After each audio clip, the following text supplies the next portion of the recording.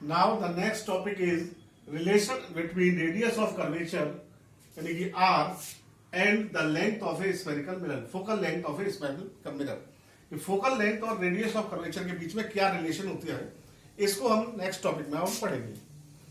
तो जैसा अभी हमने आपको देखा पढ़ाया कि जैसे मान लीजिए कॉनकेव मिरर का ही हम एग्जाम्पल ले रहे हैं. ये कॉनकेव मिरर है और ये इसका पोल हो गया P और ये इसकी प्रिंसिपल एक्सिस है.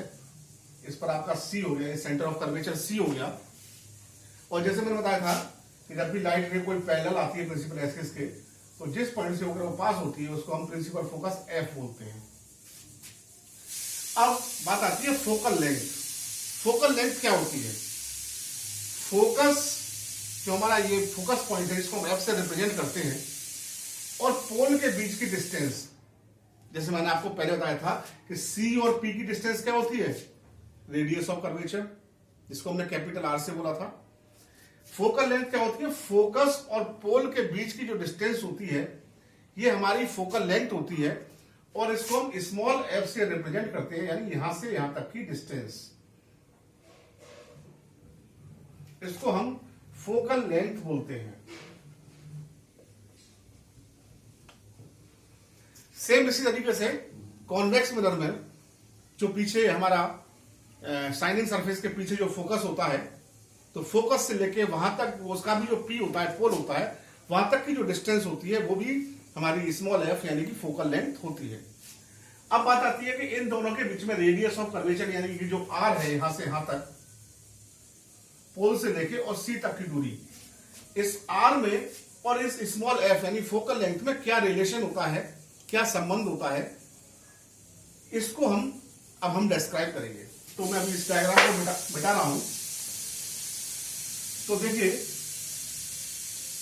हमारा जो रेडियस ऑफ कर्वेचर R होता है और जो फोकल लेंथ F होती है इसमें एक रिलेशन होता है. वो रिलेशन क्या होता है कि small f equal to R upon 2, यानी जो फोकल लेंथ होती है वो रेडियस ऑफ कर्वेचर की हाफ होती है. Means focal length equal to radius of curvature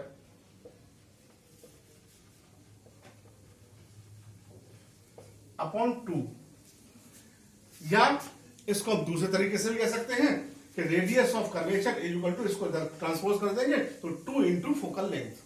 यानी रेडियस ऑफ कर्वेचर जो होती है वो फोकल लेंथ की ट्वाइस होती है, डबल होती है. या दूसरे तरीके से कहें focal length radius of curvature की आधी होती है. अब इसी को हम डायग्राम से समझेंगे. हम डायग्राम से कैसे समझेंगे तो ज्यादा अच्छी तरह समझ में आएगा. हमने मान लीजिए हमने एक कॉनकेव मिरर बना दिया अभी. ये आपका P हो गया, ये आपकी प्रिंसिपल एक्सिस हो गई, इस पर सेंटर ऑफ कर्वेचर C हो गया, ये आपका फोकल पॉइंट F हो गया. तो कहने का मतलब क्या है कि जो ये आपकी R है यहां से यहां तक पोल से लेके और C तक की डिस्टेंस, और जो F है F equal to C upon 2 होता है. यानी F जो होता है फोकल पॉइंट, या इसको हम प्रिंसिपल फोकस बोलते हैं, ये C और P का मिड पॉइंट होता है. अपॉन 2 का मतलब क्या है भाई? यहां से यहां तक की डिस्टेंस का आधा होना का मतलब क्या है? ये मिड पॉइंट है. सीधी बात है कि जो हमारा F है फोकल पॉइंट है, ये हमारा C और P की जो डिस्टेंस है, टोटल डिस्टेंस, इसको हम R बोलते हैं, इसका आधा है. यानी कि ये डिस्टेंस और ये डिस्टेंस दोनों इक्वल हैं. जब ये मिड पॉइंट हो गया तो जो ये डिस्टेंस है यहां से यहां तक की और जो ये डिस्टेंस है यहां से यहां तक की, ये दोनों इक्वल होती है.